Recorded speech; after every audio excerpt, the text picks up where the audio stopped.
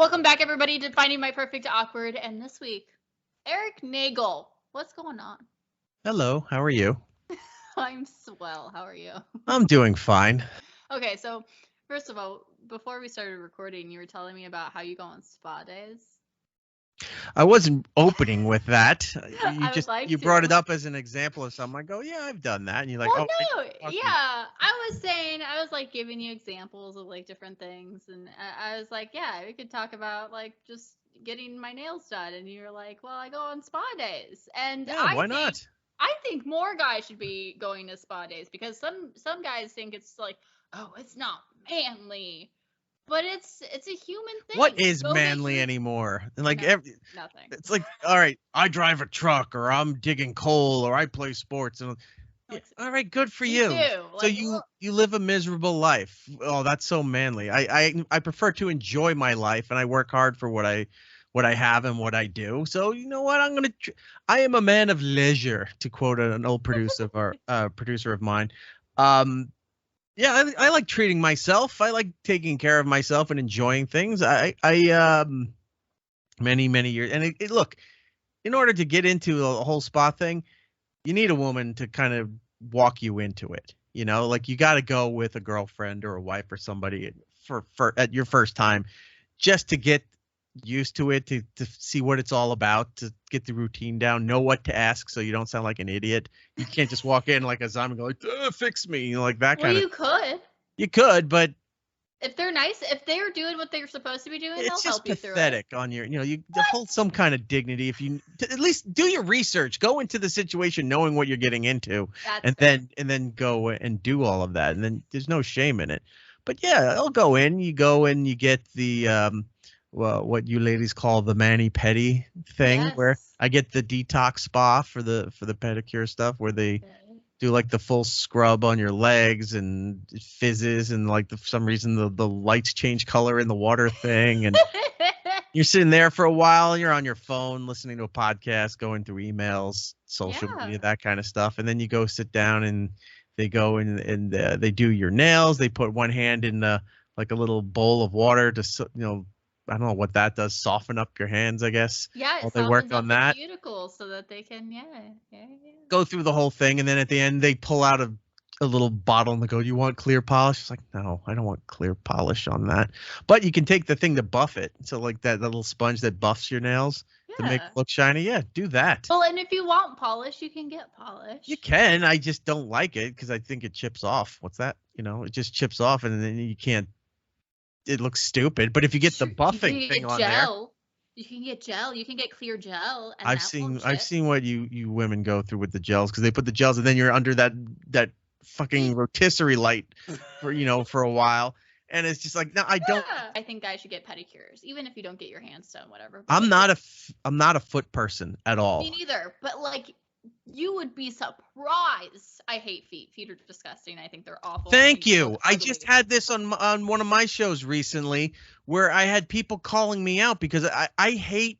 I used to say this. I had an anti-foot fetish, where I was just so hateful of people's feet, guys and girls, that I wanted like a Gallagher or Harley Quinn style mallet to just slam down on them, like to stop wearing Birkenstock, stop wearing these stupid things you call slides. Put some socks on. Don't wear socks with the slides. Just don't wear them at all. Or your That's fair. Crocs, right? Any of that garbage. But my co-host Zia said, she goes, no, it's not an anti-foot fetish. It's almost a phobia. And I was thinking about it, and I go, that kind of is true, because I don't like feet. I don't want to see feet. I don't want to be touched by feet. I told a story about an ex-girlfriend. We were sitting on a couch watching TV, and she thought it'd be funny to put her feet on me, and I was like pushing them off, like kind of aggressive. I'm like, stop. And then she just kind of slowly put her foot up to my face like that. So I grabbed her ankle, and I kind of just whap a little bit right in the thigh there, to kind of like a dead leg. And she's like, what are you doing? I go, don't put your feet on me. Like, I told her several times, and then she slowly just put it up on my face. And I'm like, I had to do something. I had to defend myself. That is hilarious. I mean, I've never heard of a footphobia. That's the closest I've ever heard of one, and that's very interesting. It's with a passion. I don't go seeking out to hate feet, but if they're there, I know. I know it's right near me, and I don't want to be associated with it. So what's funny is like I don't like feet. I don't like the way they look, but I know everybody has them, and like as long as you take care of them, whatever, more power to you. People should However, take care of them. Yes. yeah. And also too, like especially if your feet stink naturally, okay. Ugh. Yes, please Yeah. take care of them, wash them, whatever. You know whose feet don't stink, and he has said on his show that he doesn't do a damn thing to them. Oh. John Tempesta. And it makes me so angry. On one episode of Free For All, when we were in the studio, and that was in the studio, he put his foot in my face on camera and was like, "Smell my foot." And Ew. yeah, you would freak out. I was like, "Why are you?" I'd grab his leg and dead leg him too.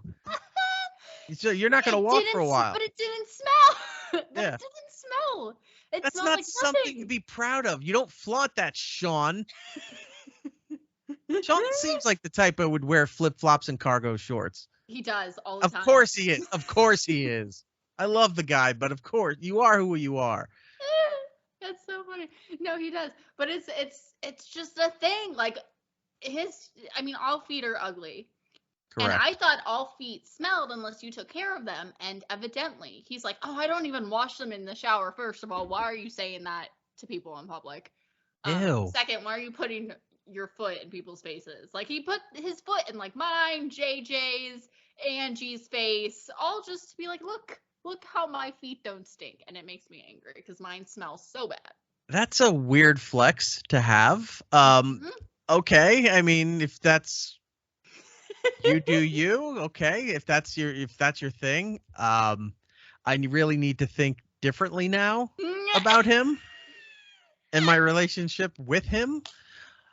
But everyone has their thing. Oh, he's gonna hate me. It's gonna be great. No, I'm gonna text him right now. I'm like, she's outing your foot stuff.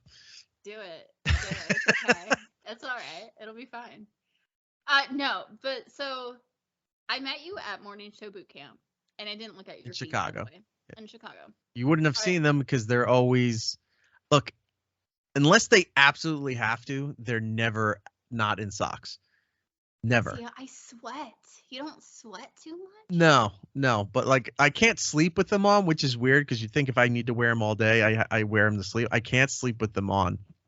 But unless I'm at a pool or the beach, I never am barefoot anywhere. It's always socks and shoes, all times. Okay. I mean, you also, how many pairs of shoes do you have? Like 4. Yeah. Okay. See? Yeah. Mm-hmm. Yeah. I started here with like 0, and now I have probably 20 in the 9 months that I've been here. So that makes sense. I mean, it used to be an old trope, an old cliche that women love shoe shopping and women have multiple pairs of shoes. And to this day, that is true. But guys are equal, if not worse, than women nowadays because they collect shoes. With tennis shoes. With tennis shoes, yes. Sneakers. Yes. Come on, modern day sneakers. I'm 90 and my mom's from Chicago. Leave me alone. You call sprinkles Jimmy's too while you're at it? No, but I do call soda pop. Yeah. Okay. I've never met him, and for some reason you just intimidated me. You didn't intimidate me, but I didn't really approach you either because I just like, oh, that's one of Sean's friends. Because I knew of you, like again, I saw you on his show and stuff, but I didn't know you either personally. So, with a lot of that group that I got a chance to talk to and work with and become friendly with, I was like, well, I met these people through Sean or through other people, and I was still trying to figure out who is who, what is what, how do you. I always tread lightly when meeting with new people because I know they don't get it or can't handle it or don't like it even. So I always just come up kind of neutral. Hi, how are you doing? To find out them and learn about them and try to relate to them and what they know rather than a lot of people in radio, TV, any industry. It's like, hey, dig me, check out me, learn all about me. It's like I wasn't really giving a shit about that. I wanted to learn about everybody else. Well, I also knew nothing about you. Which is even better. There's a lot of people who are very animated and all through the whole thing. and there's nothing wrong with it. I'm just not that person. I'm the guy who speaks song lyrics as regular conversation, and then all of a sudden, like, they're already 2 minutes past, and then they're like, wait, but that was a song. He wasn't even trying to be prolific, or helpful. He just quoted Nirvana, or he quoted some rap song as if it was regular dialogue. I do a lot of deadpan, misdirection stuff, throw things out there without the emphasis of this is the joke. It's just throwing it out there, and if you come to that conclusion, perfect. If you didn't, it didn't affect anything, and we move on. Thought you were very, not cold, but a bit standoffish and very guarded. So I was like, oh, okay. So, but I don't treat anybody any differently if they are that. Like Sarah Quinn. Oh, I love Sarah. Yeah. Love Sarah. Radio personality. She's on down in North Carolina. Mm-hmm. Very animated, very emotional, wears her heart on her sleeve kind of person. Yep. Could, if you piss her off at the right moment, she can be the complete opposite and be a 100%. nightmare. But Yep. the majority of the time, she's very animated. She's very passionate. She loves things. She's that kind of person. And I like people like that. I'm not that kind of person. Doesn't mean I can't be, but I'm not usually. I can kind of keep it level until I know who I'm dealing with. Because sometimes you say something and that bothers this person or it offends that person. And it's like, I really wasn't trying to do that. I was just trying to be friendly or conversive or something like that. So I always feel it out. For you, didn't really know you. I knew you were a friend of Sean's, and thought you were very guarded, didn't like a lot of people. So all right, that's fine, all good. Quite the opposite.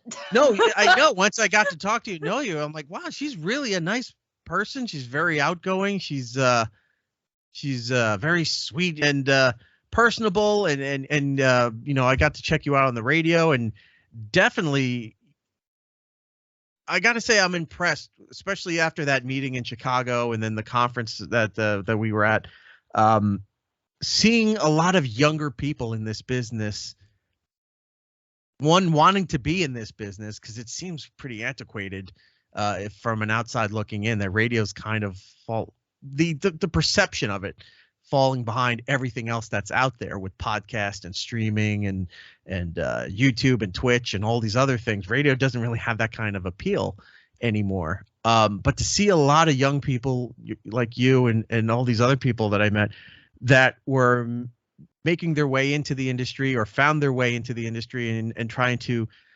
develop who they are, their talents, their personalities, and to make their bones in this business, to figure out their career. I was like, wow, radio may not be as in bad a shape as I thought it was. Because I thought there was like around my age group, I didn't really see anybody else younger really wanting to intern anymore, really wanting to hang around at a radio station or something like that, trying to get their foot in the door. I just wasn't seeing it.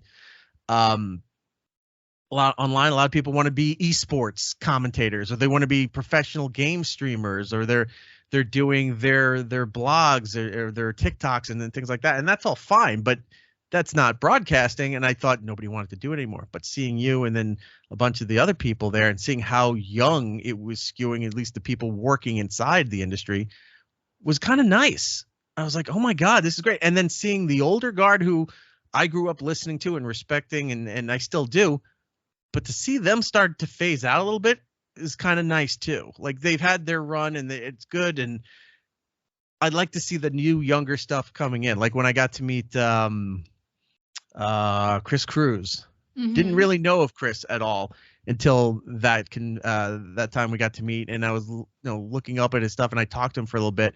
I'm like, he seems pretty innovative. He's got a different angle and approach to doing on-air stuff with this business. And like I said, Sarah and a few other people. I'm happy to see that there's younger people wanting to do more of this. I sound so old, but I'm not that much older than you guys. But it just seems like generations apart as far as this industry goes. But, I thought you were guarded. I thought you were kind of reserved with the thing, but you're not. You're very personable, and you're very good on the air in what you're doing. And I think you're destined to be doing some bigger markets than what you're doing, and that's not knocking the station that you're at and what you're doing now. But I do see in time that you could be doing more than what you're doing. Where did you start, and how did you get to where you are? Well, there's two ways I started. The first way was I was about 5, 6 years old, and I used to call into this radio station in New York called Z100, and I used to call into the morning show, which was called the Z Morning Zoo at the time, with Scott Shannon, and he used to give out the phone number. So, as a kid, it's like I could just call this guy, and I could just call the radio. So I used to pick up the phone and just call the radio station. And, I thought I had to be older to be on there, so I would lie. And it's obvious that I was lying, so he would throw me on. Like he put me on several times. No, and he would ask me questions, and I didn't know what to, like, I was making shit up, and they were laughing at it, and they would put me on the air because I would just call in to talk, because he gave out the phone number, so I called him. So that was sort of my first inkling into wanting to be into radio. Then the summer of my junior year, going into my senior year of high school, there was a radio station that was opening up not too far from where I lived on Long Island, and it was an oldie station, and they seemed kind of bare bones, and they had some kind of ad in the Penny Saver that they were looking for, I guess, like promotional people and interns and things. So my dad happened to see it, and he goes, "You should go over there and talk to him." So I went over to the oldie station and said, I want to learn how to do radio and figure all this stuff out, and I'm willing to work, and I'll do any of the jobs that you don't want to do. And I lied. I said I was in college, and they're like, "All right, great, fill this stuff out." And then I filled out some of the paperwork, and I never handed in the paperwork I had to get from my college. Because this was before, like, computers were there, but they weren't used like how they are now, where everything has to go through a computer. Yeah. You were still storing stuff in filing cabinets, like in folders that they'd photocopy papers and you'd sign and put it away. I just never handed the paperwork in, and they never questioned it. They never asked. So that's how I got my first internship, is I lied. And I did that for the summer. And that was just doing promotional stuff. Like, I was standing on the side of a highway with a guy in a bee costume while trying to get people to come into a car dealership, and, giving away T-shirts and keychains while they're playing oldies music. Then I parlayed that into another internship in the fall. Beginning of my senior year of high school, I was also working at a radio station called WBLI, which is a big top 40 station on Long Island. And same thing with them, that I was in college or whatever, and filled out some of the paperwork, never handed in the other stuff, and was there for almost a year working there. So, pretty much lied to get into the door. And that's how I started, just doing internships and learning the board, eventually getting to be a board op and promotional stuff. Anything that they didn't want to do or nobody wanted to do is what I did. So that's really how I got my start. Nice. So what did you do after those two stations? What did you do after? I had finished I was in my senior year of high school. I had just I was working two jobs that I shouldn't have been working. Like, if I was working one job, I shouldn't be working the other job, but I did. Gotcha. I got an internship for WPLJ for Scott and Todd. Scott Shannon, who launched Z100 and all that, and went to LA for a couple years, then came back and took over mornings at WPLJ in New York. So I got an internship there, but I also got a job at WNBC, which was the New York affiliate for NBC, and got a job to go work in Atlanta at the Olympics. Oh, so wow. I was down there for 2 months working for NBC for the Olympics, while also calling in the morning to give Olympic updates to Scott and Todd. And then their afternoon show wound up doing a week of shows down at the Olympics at the Coca-Cola Pavilion. It was a show called Rocky Allen Showgram. So I was working NBC stuff, and then I would disappear for a while and go over to there to do Rocky's show and help them out with that stuff. And then when that was done, I would go back over to NBC and do whatever else I needed to do before going to bed, and then getting up each day and doing it over again. So NBC was paying me to be down there. They were paying my my hotel and the food and the car and all of that stuff. And then I was doing the internship essentially for free for PLJ, which was owned by ABC at the time, while doing that down there. After that, went to college. And in between the breaks in college, winter, summer, and all that stuff, I was back at WBLI for another round of, but this time as like a board op, being paid to do that. And then after my freshman year, was back at WPLJ for the summer again, for the morning show and for Rocky Allen in the afternoon.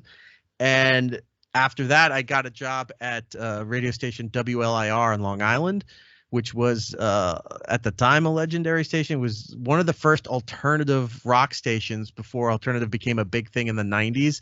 They were alternative since the late 70s. Oh, like, wow.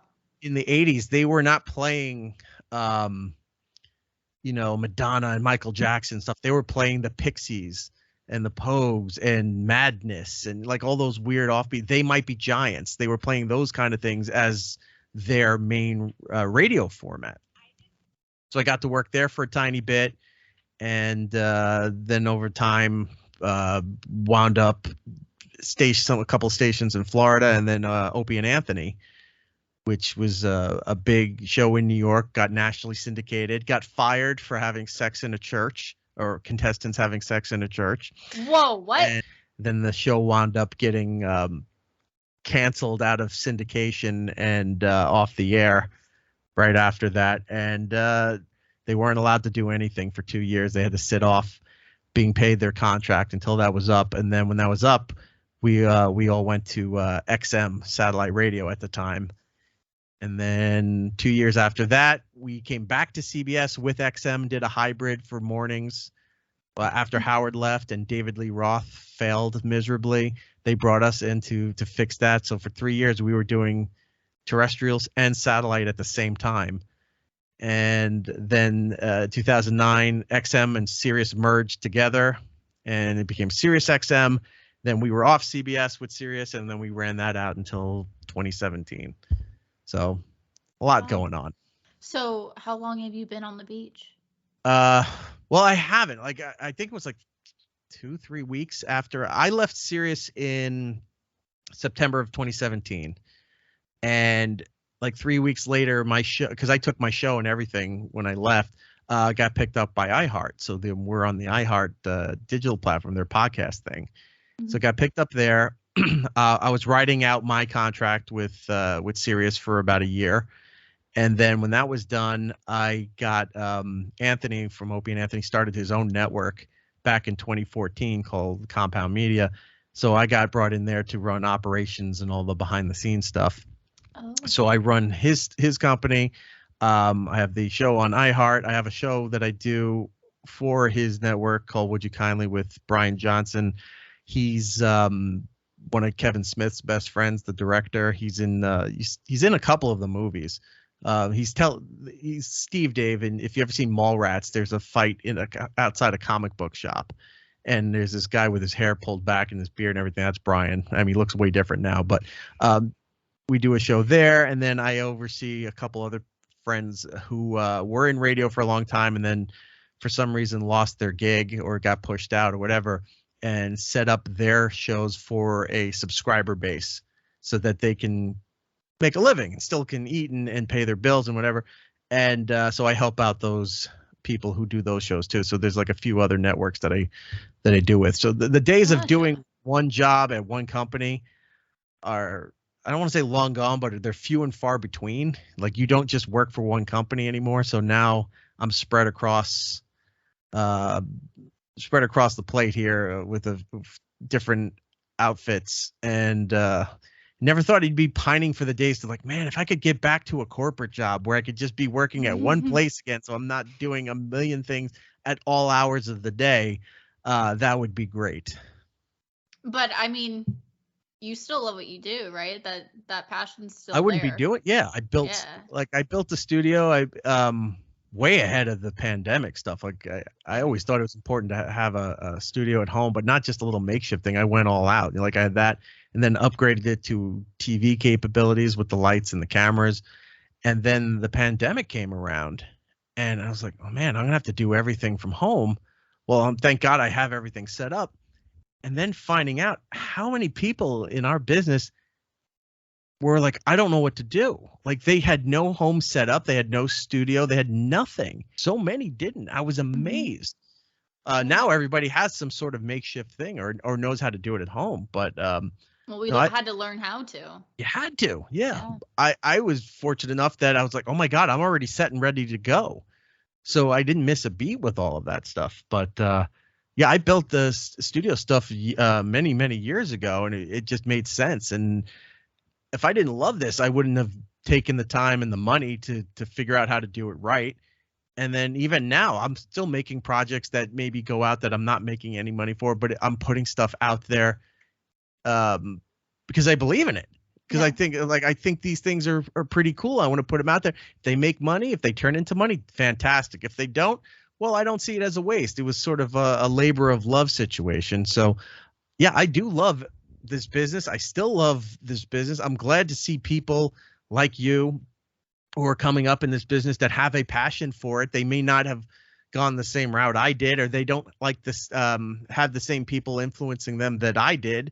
Because for the younger generation in this, you don't have a lot. I grew up on morning shows. If you're not nervous going on each time, yeah, you get past it. But if you don't have that initial sense of being nervous before it starts, before the microphone goes on, you don't have a passion for this thing, and you're dead inside, which most people are. Or you're dead inside. Yeah, but you're not doing this right, or maybe this isn't for you. Like good. Look, I'm not old by any standard, but I started when I was 16, 17, so like 26 years, 25 years in this business, and I still get nervous. Your early 40s? Yes. I wouldn't have guessed that. I still thank you. I appreciate that. I don't know whether she thinks she was going to skew older or younger, but I'm just going to say. I was just about to say I love that you assumed that I meant younger, which I did, but I'm glad that you assumed that. That's vanity. You just assume the best, and you get the worst. But no, that I forgot what I was saying now. I got derailed. Oh well. It's okay. It's fine. You're doing it right. I'm happy for you. You're doing you have that passion, that nervousness. That's what it was.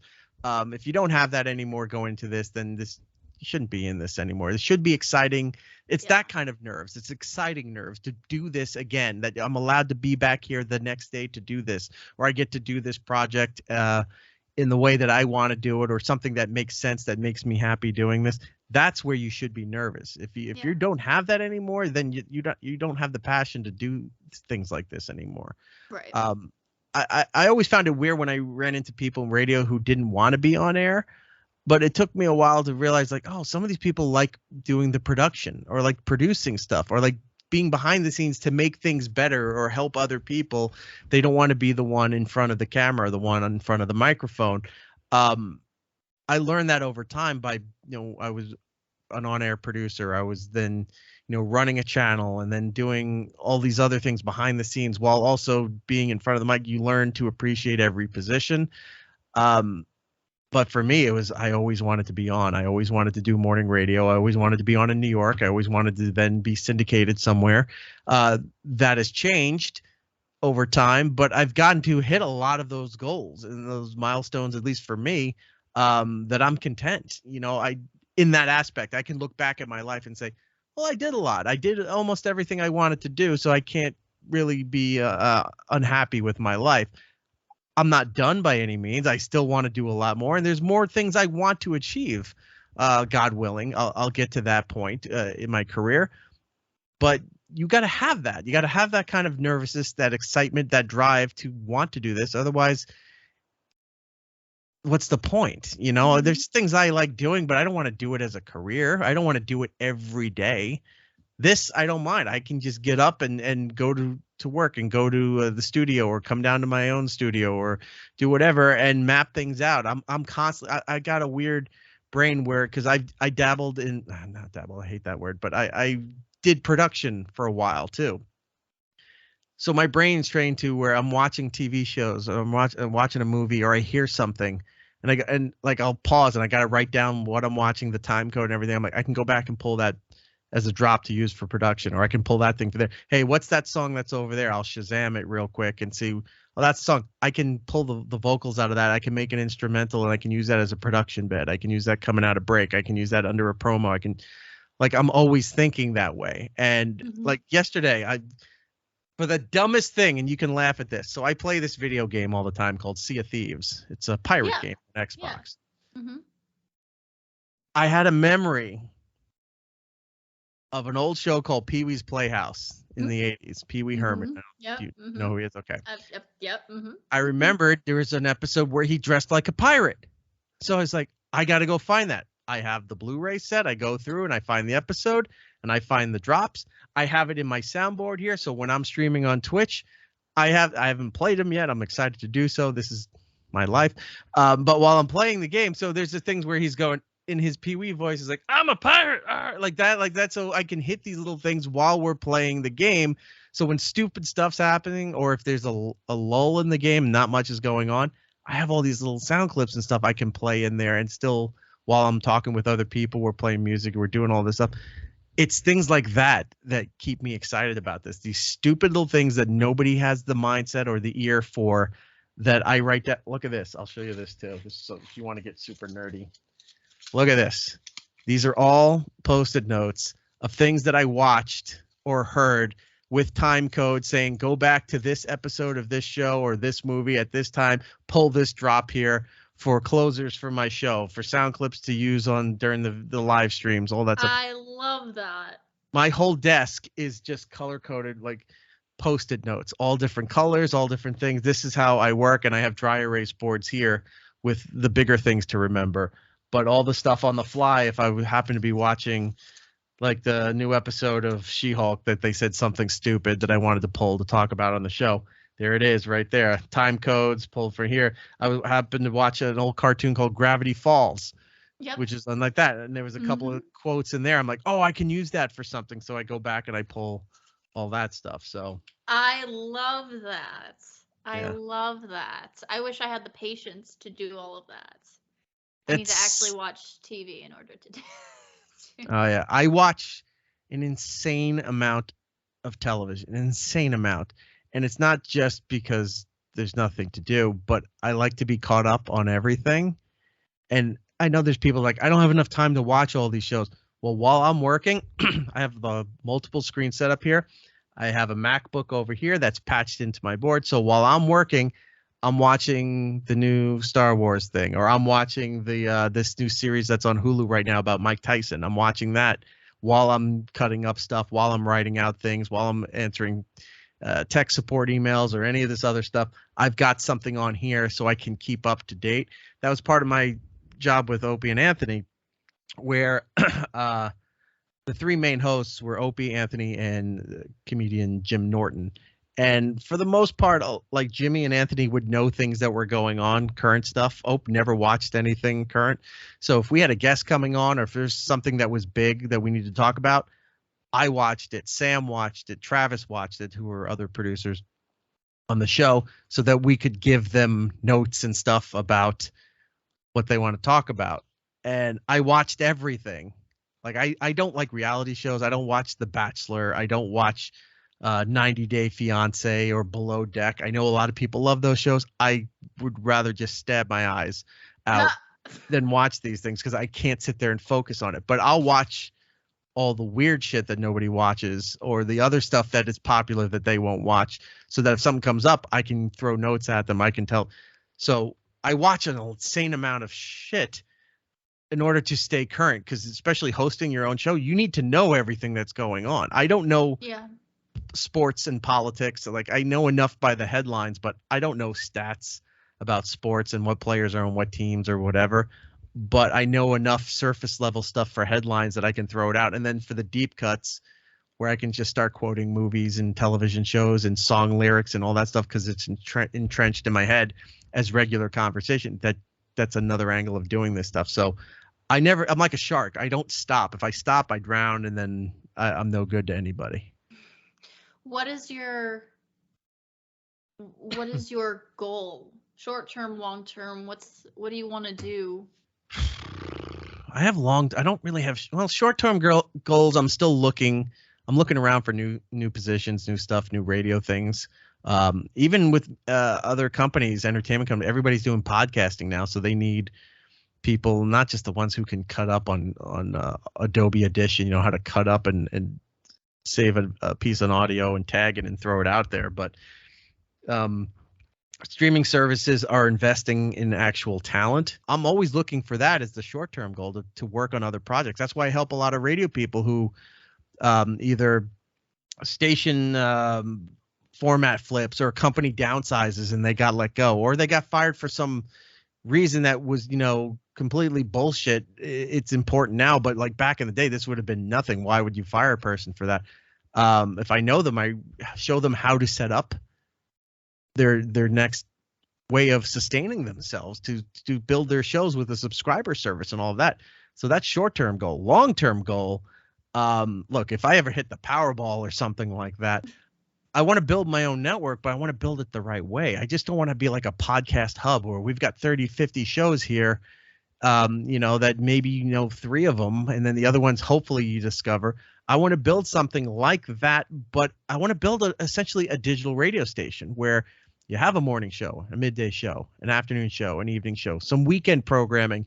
Then we also have shows that aren't broadcasting live streaming, that record the podcast stuff that we can put out on demand. I want to do like a multi-purpose platform by doing that, by hiring people who were good at podcasting and know what they're doing with podcasting, by hiring old radio people that had fantastic shows or careers that just for some reason aren't viewed as being any value anymore. It's like some of these morning shows that got let go across the country that have been on forever.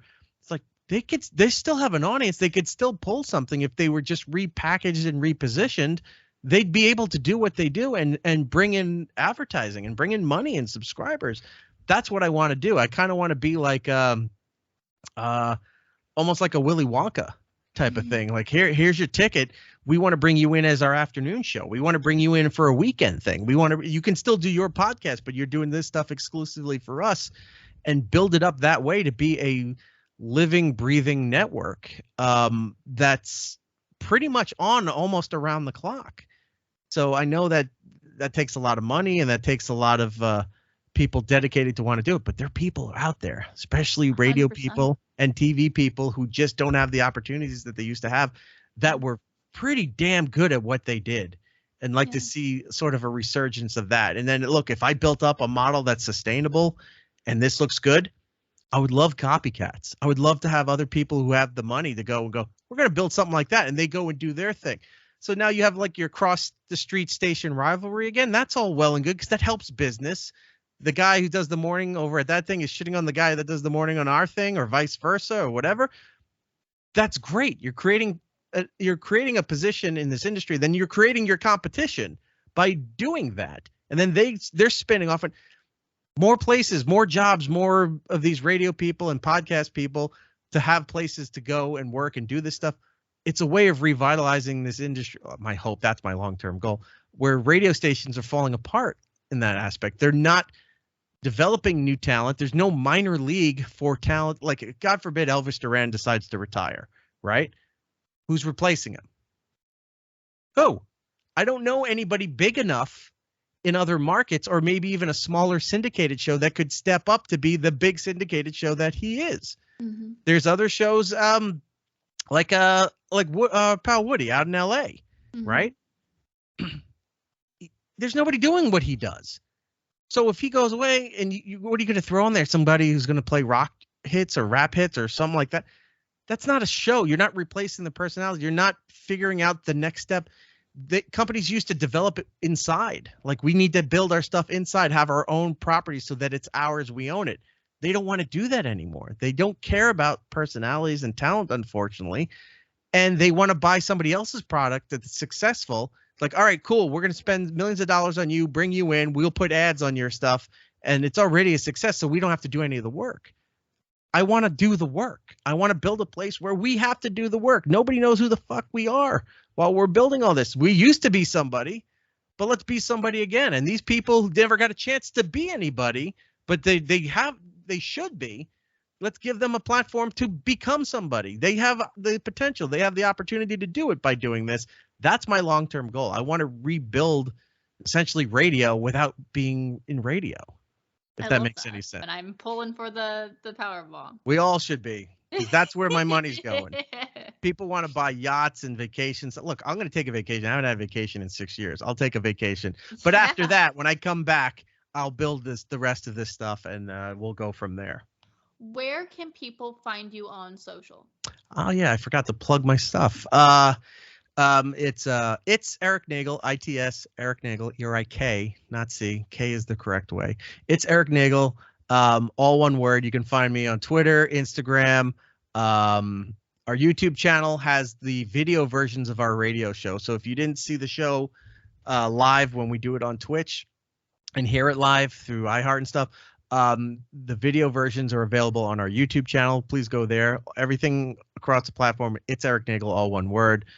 Twitch is where we do it live Thursday nights. The radio show, you can come and be a part of it. And it's eriknagel.com has the links to everything. So that's how you find me.